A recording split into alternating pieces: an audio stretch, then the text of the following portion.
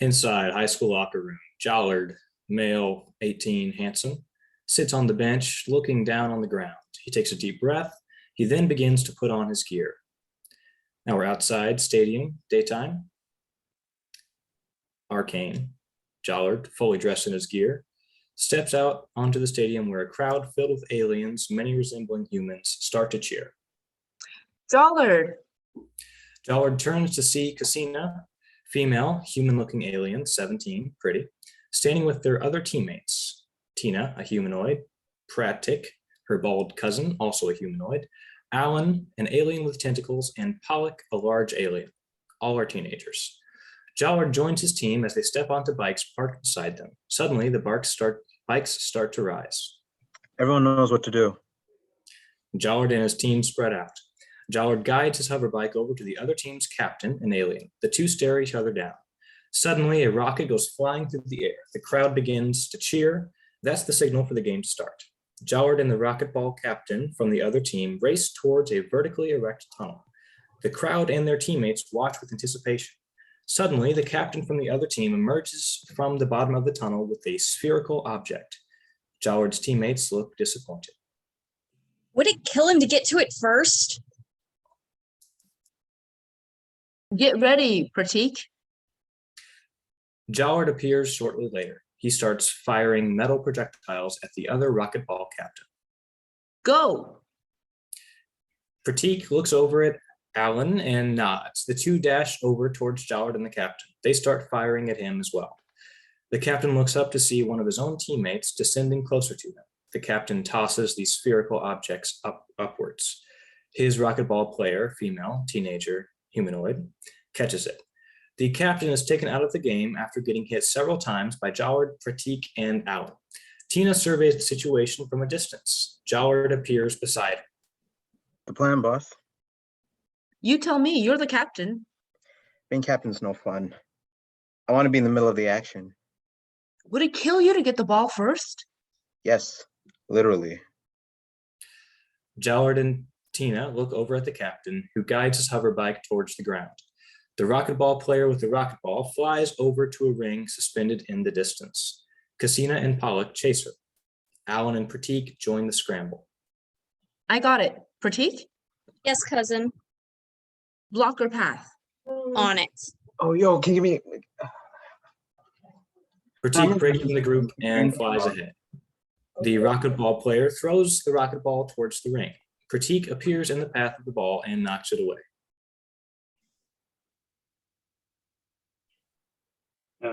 That's my cue.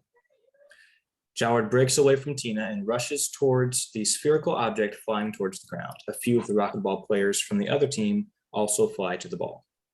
Cover him. The racquetball players from the other team begin to fire on Jollard. Partake? Tina, Cassina, and Pollock begin firing at the other team's racquetball players. Alan guides his hoverbike towards the ground, having been taken out of the game. You two got this? Yeah, go. Cassina breaks away from the other two. She races towards Pratik, who speeds towards the floating ring.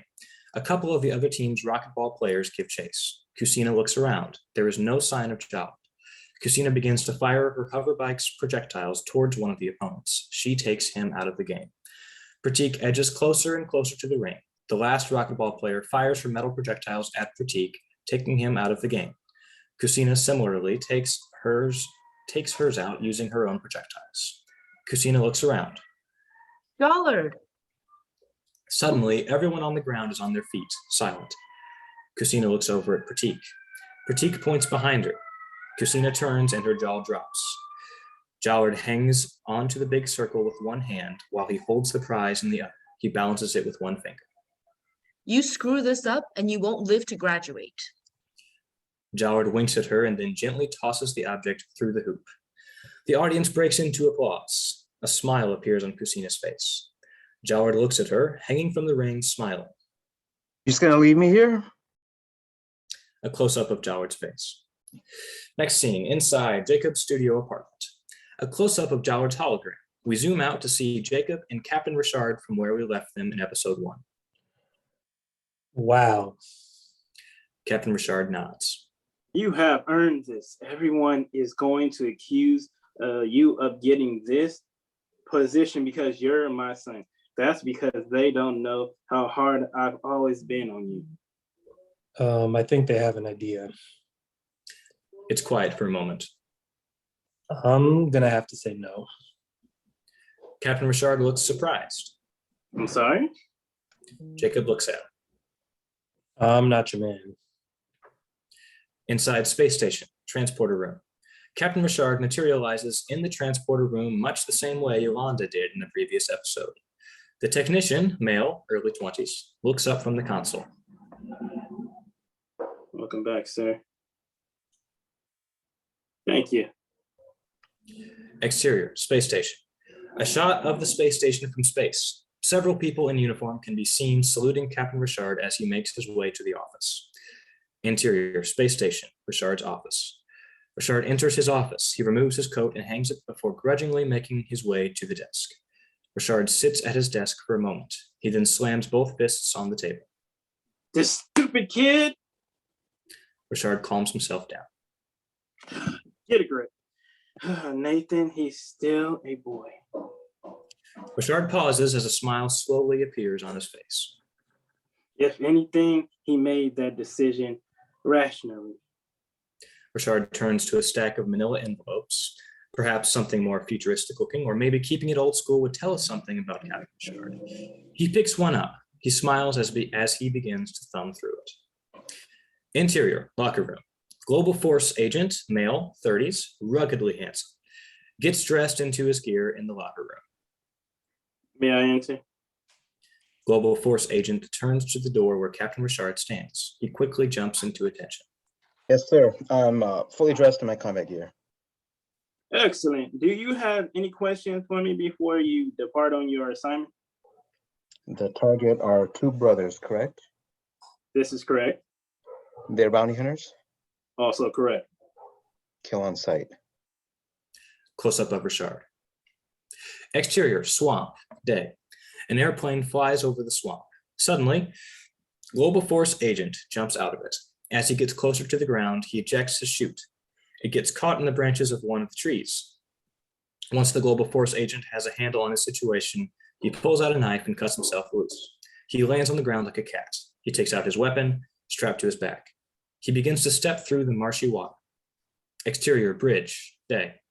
Dudakov's truck speeds across the bridge. Interior, truck. Dudakov, male, 30s, handsome, and Elizabeth, female, 30s, pretty, Dudakov's wife, sit in silence. Dudakov occasionally glances over at her. They continue to ride in silence. Interior, James's household, Marcus's bedroom. Marcus, male, 6, half human, half spider-like alien, is asleep, hanging from a pull-up bar by his legs. Suddenly, my man! Yo, Steve. Marcus's eyes fly open. He swings off the pull-up bar and lands on his feet. Interior, James's household, staircase. A close-up of Marcus's feet bounding down the staircase. Interior, James's household, living room.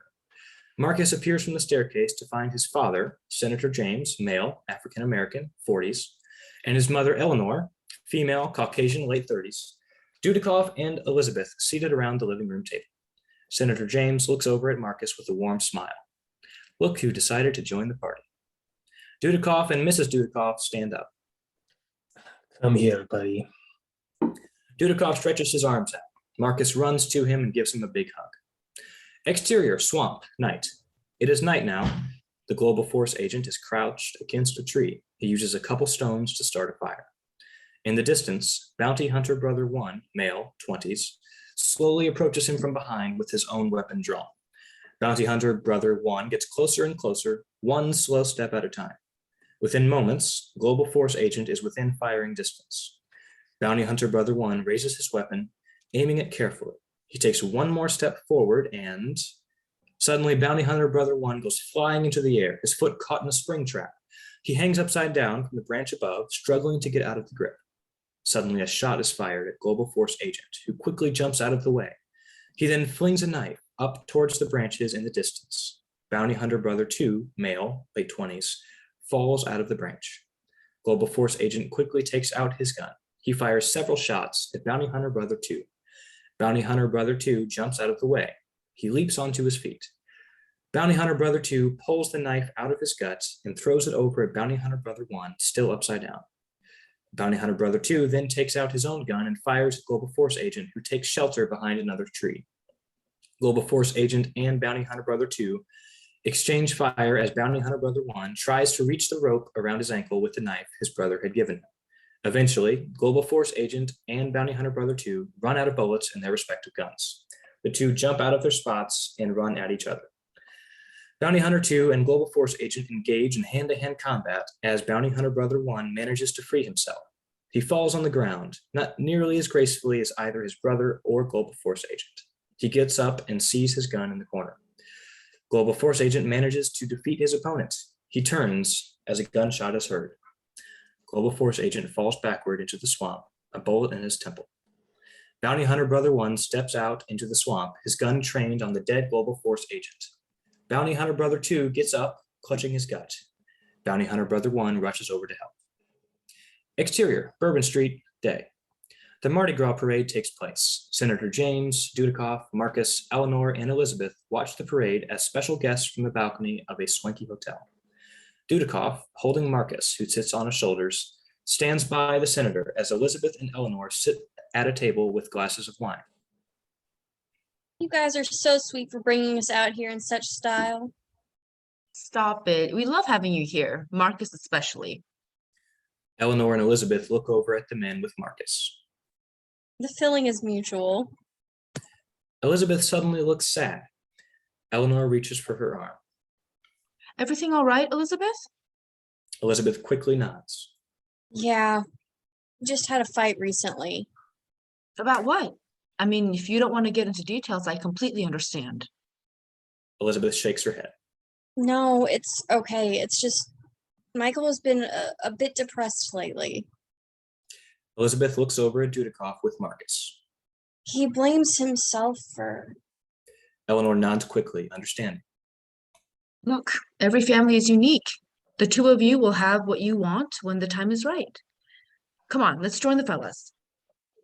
Elizabeth smiles. The two walk over to the others. Elizabeth stands over by Dudikoff and Marcus. You boys having fun? As Elizabeth speaks to them, Eleanor looks out towards the crowd. She watches the parade for a moment before scanning the buildings. Suddenly, a flash of light blinds her for a moment.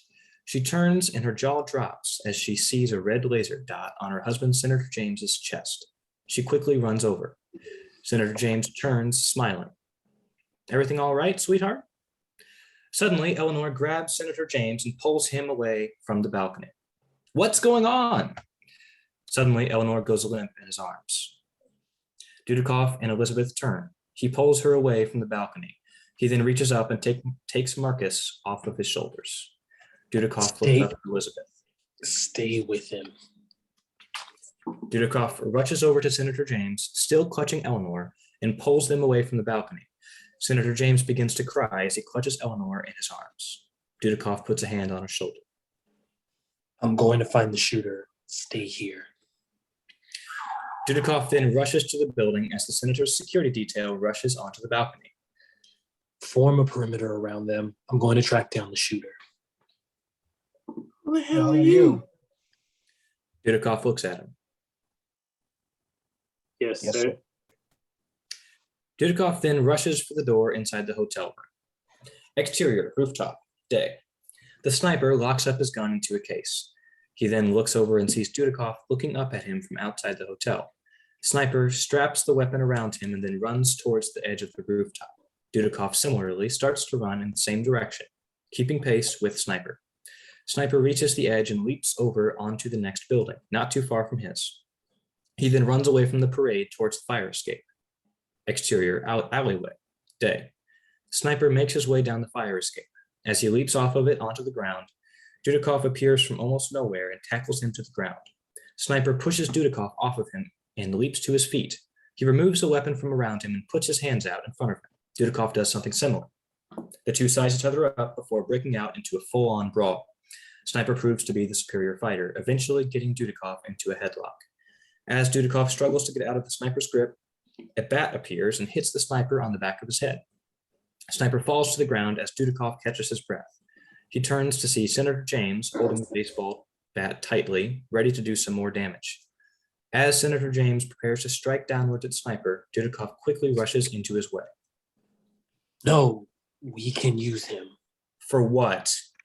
There's no way he's working alone. He wouldn't benefit from you getting killed unless he was associated with an organization that sees you as a threat. Senator James clutches the bat tightly. He then relaxes his grip. You're right, bud. I don't know how you manage to stay so cool-headed. Dudikoff looks at James. You have every reason to feel what you feel right now. We're going to handle this and then get back to do what needs to be done. Dudikoff turns to the sniper. Sniper looks at him. Exterior warehouse, day. Dudikoff's truck pulls up to the abandoned warehouse. Sniper can be seen strapped to the trunk. Interior, truck. Dudikoff sits behind the wheel. His dress shirt is now unbuttoned, revealing a wife beater underneath. Senator James has completely removed his dress shirt, wearing only a wife beater. He displays an impressive physique. You know this is a trap, right? James snaps a cartridge into his gun. That's what I'm counting on. Suddenly, gunfire opens on the pickup truck. Exterior warehouse, day. The truck drives backwards rapidly, getting out of the path of the gunfire. Interior truck. Dudikoff hits the brakes as the gunfire starts to die down. You think they're out? James reaches for the door. Probably reloading. Exterior warehouse, day. James and Dudikoff rush out of the truck and run towards the warehouse. Interior warehouse. Epic action sequence. James and Dudikoff appear as the hitmen reload their own weapons. James and Dudikoff begin to mow them down with their guns. As soon as they run out of bullets, they begin to take on the remaining hitmen hand to hand. Dudikoff displays incredible martial arts abilities. Think Bruce Lee. James, on the other hand, moves like an animal. Think Wolverine. As James makes his way towards the rooftop, he manages to rip off his wife beater and use it to strangle one of the hitmen. Dudikoff stays on the ground, finding himself in a 3-on-1 fight. Exterior warehouse, day. Sniper manages to get out of the strap in the pickup truck by dislocating his arm. He begins to limp away. Interior warehouse. Dudikoff has managed to knock out one of his opponents. As he fights another one, the third loads his weapon. Dudikoff quickly takes down his current opponent. He then leaps over to the third hitman and disarms him and uses his gun to kill him. He sees Sniper in the distance, running away. Dudikoff doesn't have a shot. He looks up to see James up on the top floor. Steve! James looks down. Dudikoff points in the distance. Steve turns. He turns back to Dudikoff. Dudikoff throws him the gun. James aims the gun and fires. Dudikoff turns to see Sniper fall to the ground, dead. Interior, ranch, dining room. Marcus sits with Elizabeth at the table in the dining room outside of the kitchen. Marcus, eyes red, sits at the table. There are a plate of cookies and a glass of milk in front of him. Elizabeth gently caresses his shoulders. The senator's bodyguards can be seen scattered outside. Exterior, ranch. Dudikoff's truck pulls up to the front door of the ranch. The bodyguards put their hands towards their weapons as they wait. Dudikoff and James step out of the truck. Elizabeth and Marcus appear at the door. Elizabeth hugs Dudikoff as James scoops up his son. The group head inside. Interior, ranch, dining room. It's now night. James and Dudikoff sit at the table talking. Elizabeth holds a couple plates of food and brings it over to them. I'm all right, hun. See if any of these fellas are hungry. Oh, thanks, Liz. I'm okay too. Elizabeth nods and heads outside with the food. Talk to me, man. What's going on? I don't know. Are you involved with anything you're not supposed to be involved with? Cut the shit, Mike. You know damn well what's going on. Dudikoff turns to the window where he sees Elizabeth handing the plates to two of the bodyguards. They chat. Dudikoff turns back to James. Your men know? What do you think? Look, I get it. You're pissed. You have every right to be. But I really need some straight answers from you so that we can deal with this and you and Marcus are completely safe. James takes a deep breath. I am sorry, brother. You have nothing to be sorry about. James nods, appreciative. I'm going to bring in my people. James looks at him. You really think that's necessary? Those men out there, they're great at their jobs, but this is way above what they signed up for. We shouldn't be putting this kind of burden on them. James nods. Okay, I trust you. So what's our first step? Dudikoff gets up and heads over to the phone. I make a phone call. Exterior, ranch, day. Dudikoff, Elizabeth, James, and Marcus stand outside the ranch. James's bodyguards are spread out across the ranch. 2 Cadillac SUVs pull into the compound. Booth, male, 40s to 60s, and 5 Global Force agents step out of the SUVs. Dudikoff steps forward and extends his hand as Booth and agents approach him. Booth shakes his hand. I knew you were never fully gone. Dudikoff shakes his head. This is just a one-time deal. Booth nods. Right. Interior, ranch, living room. Dudikoff and James debrief Booth on the situation as the Global Force agents get set up around the living room. The bodyguards are sent home. Elizabeth appears from the kitchen and gives Booth the cup. Why, thank you. Elizabeth smiles. Suddenly, her smile disappears. Excuse me. Dudikoff frowns for a moment as James and Booth talk. Dudikoff then turns his attention back to them. Interior, ranch, restroom. Elizabeth rushes in and quickly heads to the toilet and throws up in there. Interior, ranch, living room. Elizabeth heads towards the staircase, passing by Dudikoff, James, and Booth. Excuse me. Dudikoff gets up and walks into step beside Elizabeth. Everything okay, hon? Elizabeth nods. Interior, ranch, bedroom. Elizabeth and Dudikoff enter the bedroom. Dudikoff closes the door behind him. Elizabeth then takes out her pregnancy test. She holds it out. Dudikoff looks at it for a moment. He then walks up to it and takes it from Elizabeth. He looks at it closely. He looks at Elizabeth. How reliable is this? Mike! A grin appears on Dudikoff as he puts his arms around Elizabeth. The two kiss as they slowly make their way to the bed. Exterior, ranch, night. A shot of the ranch at night. The Cadillac SUVs can be seen parked out front. Interior, ranch, bedroom. Dudikoff and Elizabeth are asleep in their bed. Interior, ranch, guest bedroom. James and Marcus lay side by side in another bed. Marcus is fast asleep. James stares up at the ceiling. Interior, ranch, dining room. 3 Global Force agents and one of the drivers sits around the table playing poker. They have food by them. Another Global Force agent can be seen outside standing watch. Booth and lead Global Force agent stand at the door. I'll hold the fort, sir. Booth looks at him.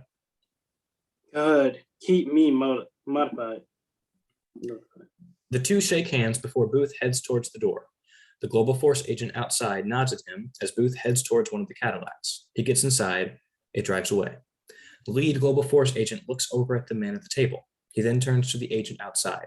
He gives him a curt nod. Agent heads over to the remaining SUV as lead Global Force agent attaches a silencer to his gun. He then turns and fires 4 shots at the 4 men at the table. They slump over, dead. He then makes his way upstairs. Exterior, ranch, night. The agent, posted outside, takes out a gallon of kerosene and begins pouring it outside the house. He then lights a match. Interior, ranch, bedroom. Dudikoff and Elizabeth are fast asleep. Suddenly, Dudikoff's nose twitches. Dudikoff's eyes fly open. He jumps out of bed as smoke begins to appear. Dudikoff rushes to the bed and shakes Elizabeth awake. Wake up, hon. Uh-huh.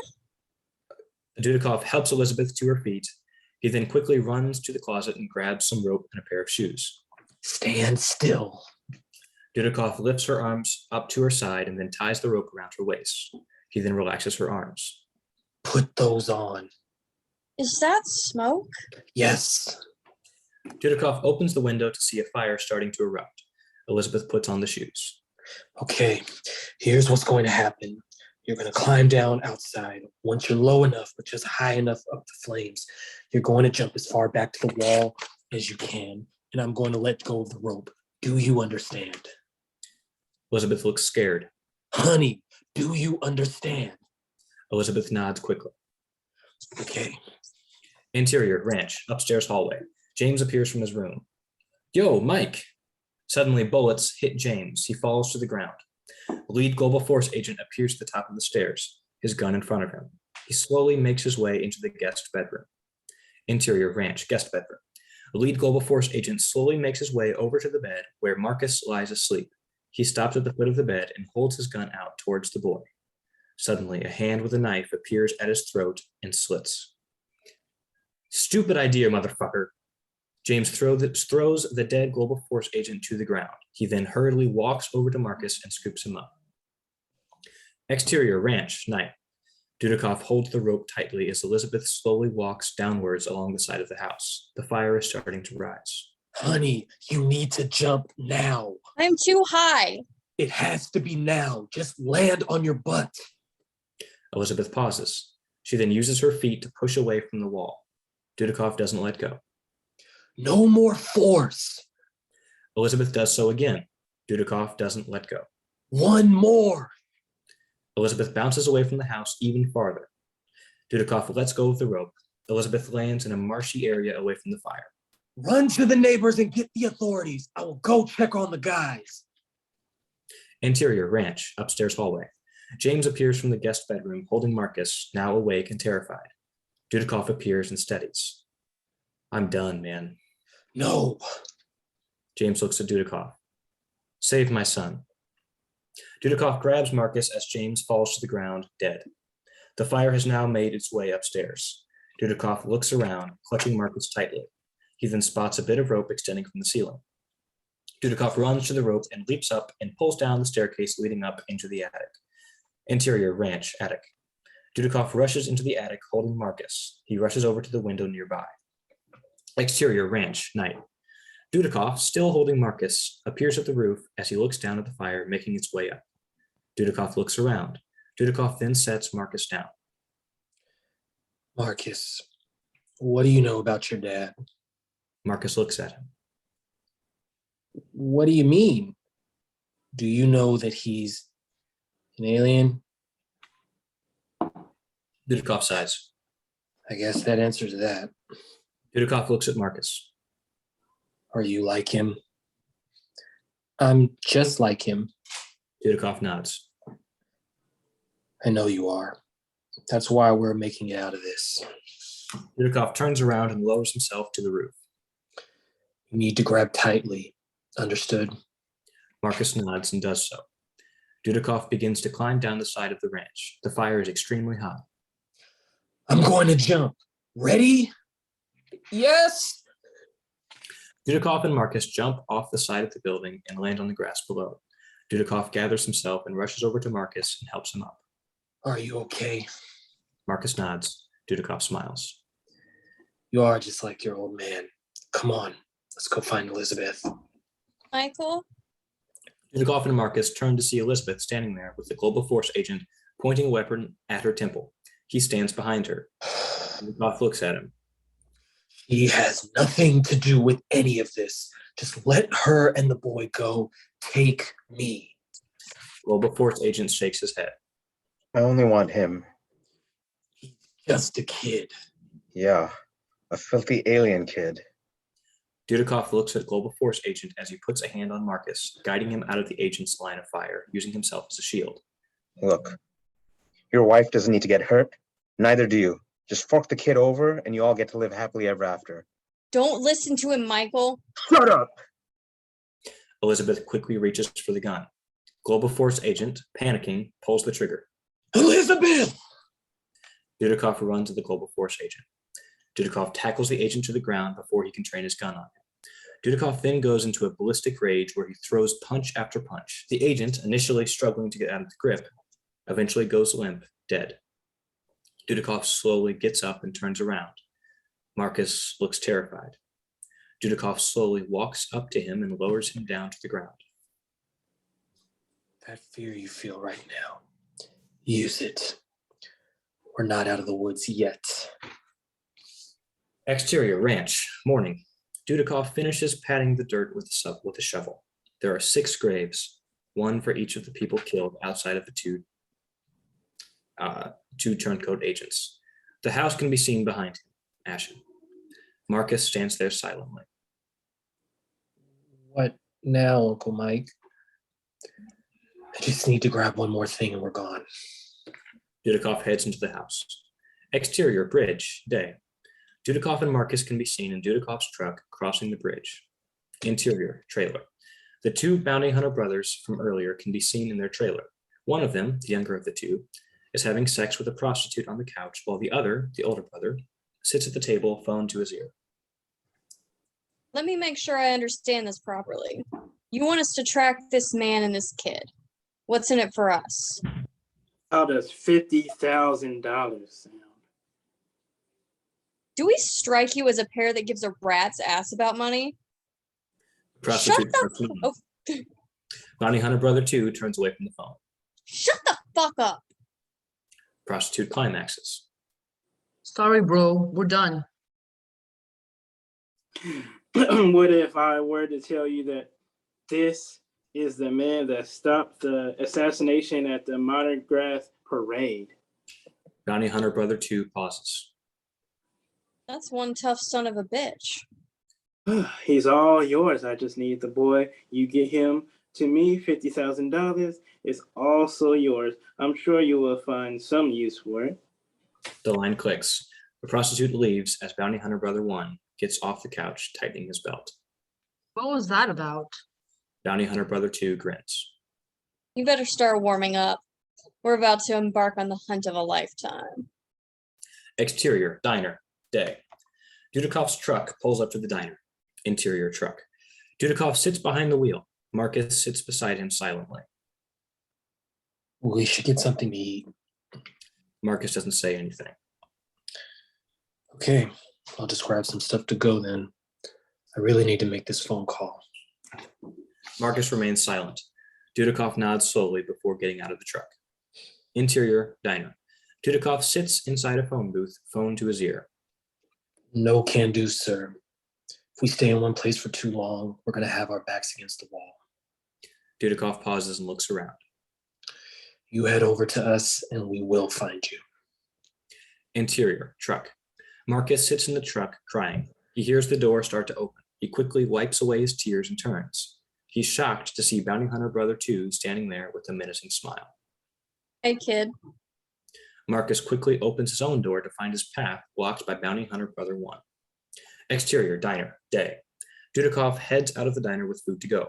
As he reaches his truck, he stops to find the passenger door open. There's a note attached to the door. Dudikoff grabs the note. You want the kid? Come to the bayou. Bring all the weapons you have. Dudikoff angrily crumples up the note as he tosses the food inside and slams the truck door shut. He makes his way over to the other side. Exterior, swamp, encampment, night. Marcus is tied to a tree. Bounty hunter brother 1 sits close by, strumming a guitar while singing. Bounty hunter brother 2 can be seen perched on a branch, looking through a pair of binoculars. Exterior, swamp, entrance, night.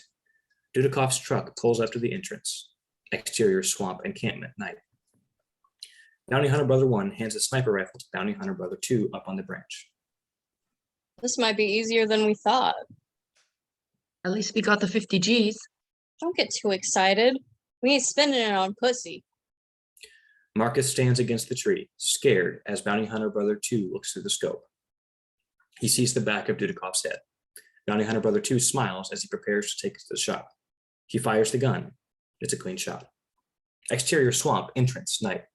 Bounty hunter brother 1, weapon drawn, rushes over to the truck. He throws open the driver's door and aims his gun. It's a mannequin slumped forward over the wheel. Bounty hunter brother 1 brings his walkie-talkie up to his mouth. It's a decoy, bro. Exterior, swamp, encampment, night. Bounty hunter brother 2 lowers his walkie and looks over at Marcus. Looks like the game's still on. Bounty hunter brother 2 leaves to track down Dudikoff. Marcus remains tied to the tree. He struggles to get out of the bonds. He then begins to bend his limbs in an inhuman way. Exterior, swamp, marsh, night. Bounty hunter brother 1 runs through the marsh, his weapon out in front of him. Come out wherever you are. Suddenly his foot gets caught in the bear trap. Fuck! Exterior, swamp, forest area at night. Bounty hunter brother 2, his own weapon drawn, hears his brother yelling. That stupid little retard. Bounty Hunter Brother 2 looks around, waving his gun. All right, asshole. Come out and face me like a man. Behind him, Dudikoff, now dressed completely in black head to toe, slowly lowers himself down from a tree branch behind the bounty hunter. Dudikoff slowly takes out a sword. Bounty Hunter Brother 2 quickly turns with his weapon. Dudikoff strikes, forcing Bounty Hunter Brother 2 to drop his weapon. His hand now bloody, Bounty Hunter Brother 2 charges at Dudikoff, tackling him into the water. Bounty Hunter Brother 2 holds Dudikoff's head in the water. Dudikoff struggles to get out of his grip. He eventually goes limp. Bounty Hunter Brother 2 throws Dudikoff into the water. He then takes out a sidearm and points it downwards. I'm gonna enjoy spending those 50 G's. Suddenly, a twig can be heard snapping. Bounty Hunter Brother 2 turns to see Marcus standing there. Little fucker broke free. Bounty Hunter Brother 2 aims his gun towards Marcus. I don't think my employer specified whether he wanted you dead or alive. Bounty Hunter Brother 2 shrugs. Oh well, I got what I wanted. Dudikoff suddenly jumps to his feet and pulls Bounty Hunter Brother 2 into a chokehold as he starts to fire his gun. Bullets go flying. Run! Marcus books it as Dudikoff throws himself backwards into water, pulling the bounty hunter with him. Bounty Hunter Brother 2 struggles to get out of Dudikoff's grip before going limp, dead. Dudikoff throws him into the water and swiftly walks towards another direction. Exterior, swamp, marsh, morning. The sun begins to creep over the marsh as Dudikoff rushes over to Bounty Hunter Brother 1, crying from the pain. Dudikoff grabs Bounty Hunter Brother 1 tightly by his collar. Who hired you? Bounty Hunter Brother 1 doesn't answer as Dudikoff punches him with one fist while steadying him with his other hand. Who hired you? Bounty Hunter Brother 1's hand slowly reaches for the back of his pants where a knife he had taken from the other Global Force agent hangs from his belt. As his hand circles around it, a gunshot is heard. Bounty Hunter Brother 1 goes limp in Dudikoff's hand. Dudikoff lets go as he turns. Bounty Hunter Brother 1 falls to the ground dead, his knife falling beside him. Dudikoff sees Booth approaching him, gun in his hand, aims down at the dead brother. Dudikoff then turns to see the knife. He reaches down and picks it up. Booth looks at him. I didn't take you for the sentiment type. I recognize this knife. It belonged to a friend. Dudikoff pockets the knife. I'll make sure his family gets this back. Dudikoff turns to Booth. How did you know where to find me? Booth looks over at Dudikoff's truck in the distance. Not hard when you drive that piece of shit. Dudikoff laughs. Guess that piece of shit saved my life. Where's the boy? We need to find him. Exterior, swamp, day. Booth and Dudikoff walk through the trees side by side as they search for young Marcus. Whoever is hunting us seems to know our every move. Booth nods sympathetically. This is clearly an inside job. Dudikoff looks at him. Thank you for being here. That kid's been through a lot. If something happened to me, Suddenly, weapons can be heard getting drawn. Dudikoff raises his hands, loosening his grip on his weapon. Booth does so as well. we are not a threat. Please come out. Suddenly, several Global Force agents step out from the trees, dressed similarly to the Global Force agent we saw earlier. Booth looks surprised. Thank you for coming, gentlemen. I don't believe there were more than 2 armed hostiles. We're now just looking for a child right now. Uncle Mike? Oh, Everyone looks up to see Marcus crouched on a tree branch. come on down, Marcus. We're safe now. Marcus drops down from the branch. He then rushes into Dudikoff's arms. Dudikoff hugs him hard as tears start to form in his eyes. Interior, Global Force headquarters, outside Richard's office. Dudikoff and Marcus sit on the couch, both in fresh clothes. Evelyn, female, 20s, Richard's assistant, pretty, looks over from her desk. She and Dudikoff make eye contact. She smiles at him. Dudikoff nods and looks away. The door opens. Richard appears from his office. Dudikoff jumps to his feet and salutes.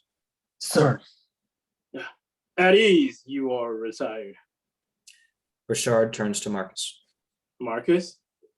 Dudikoff turns to Marcus and extends his hand. come on. Marcus takes Dudikoff's hand. Dudikoff leads Marcus to Richard. May I present to you your uncle, Lieutenant Nathan Richard? Richard crouches down to Marcus's level and pulls him into a hug as he holds back his tear. Dudikoff smiles warmly. I'll let you guys get reacquainted. Dudikoff flashes a smile at Evelyn before he heads to the door. As he reaches it, young Jacob, male 8, enters. He sees Dudikoff. You the You the pizza guy? pizza guy? No, sorry. Richard looks up. Come over here. Jacob, this is somebody I want you to meet. Dudikoff smiles as he leaves. Interior, Global Force Headquarters, ground floor. Dudikoff walks through the busy ground floor as he heads to the entrance/exit. Michael? Dudikoff stops and turns. He sees Booth seated at a table with a coffee in front of him. He gets up as Dudikoff walks over. How does it feel being back now? You've got to be a little bit tempted to rejoin the force. Dudikoff looks at Booth. You're right. I'm coming back. A big smile appears in Booth's face. I need to find the guy that did all this. He took everything from me. Booth's smile disappears as he nods slowly. I'm gonna find him. Doesn't matter how long it takes. Dudikoff then turns and continues to walk towards the front of the building. Exterior, military base, night. A jet ski approaches the military naval base, floating on the water. The back of a young man can be seen pulling up to the ladder and hoisting himself up. He begins to climb up the ladder. He then jumps onto the base. He walks past the other officers. Interior, military base, quarters. The young man enters his dark quarters. He flips on the light. He's revealed to be Marcus, fully grown, seen earlier in the episode. He turns to a device on the wall. There's a blinking light. Marcus walks over to it and slightly taps it. He waits for a moment before a hologram of Captain Richard appears. Hello, Marcus. Marcus smiles. Hey, Uncle Nate. Interior, corporate building, penthouse. Possibly a post-credit scene. A party occurs on the penthouse floor of a corporate building. Monica stands with her father. She looks around in awe. Can't believe you work here. You're welcome anytime. You're just gonna have to meet me for lunch more often. Monica squeezes her father's arm. The elevator doors open. Several men with guns appear. The leader is Simon. His right-hand man, Al, steps forward, carrying a large semi-automatic. Everybody on the ground! Al fires a couple shots in the air. Interior, corporate building, private bathroom. Jacob stands at the toilet with the flushes as he zips up his hands. Gunfire can be heard. Jacob takes out his own weapon. Right on schedule. To be continued. Right, guys. Good job, good job, good job. That was well done. I don't know if you guys looked at episode 1 at all, but this is good. I'm glad you was here for episode 2. So thanks for being here, and that was awesome. So let's talk about it, and we have the writer here, which makes it more awesome. I'm sure he'll do it. Yeah, and yeah. Thanks a lot. Open floor. Thank you guys so much. I really do. I enjoyed watching that a lot. Yeah. Any thoughts, thoughts, questions, parts you I was like? about to say thank you for having me to do this. It was fun. I love what you did. Yeah, I definitely. It seemed like you were having fun, so I appreciate that a lot. So if you guys aren't having fun, then I know the script isn't like good. So it's like okay. So cool. Yeah, and Randy, thank you so much for putting this together. I know it sucks that so many people didn't show up, but we made it work. So yeah, and I liked having the girls play the brothers. It was kind of cool to see that because you could easily just change it to girls and not even change anything, like No, yeah, that's change the word of I wanted dialogue.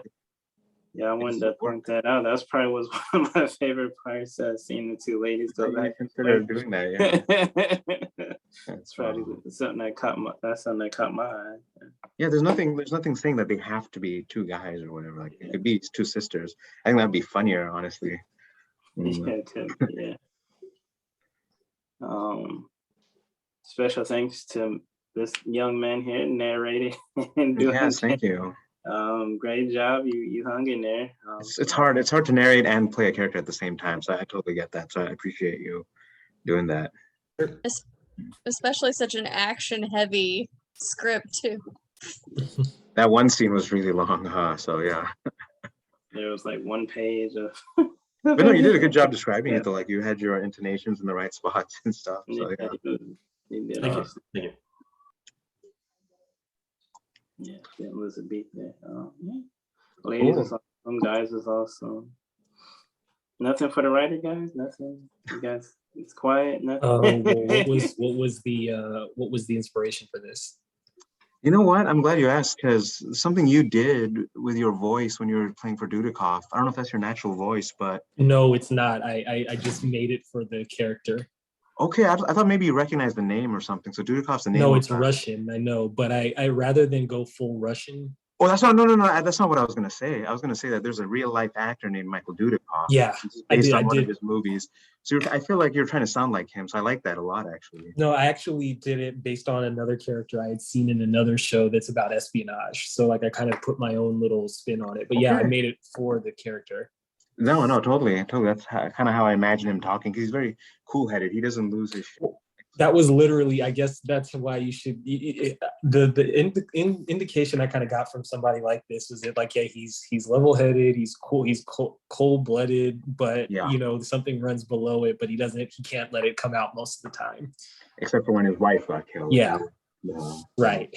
And I noticed you did something different too with that scene as well. So that was cool. That was really cool. But yeah, sorry to answer your question. It's an 80s movie. I feel kind of bad because I was watching the movie and I'm like, oh, I kind of wish it went a different way.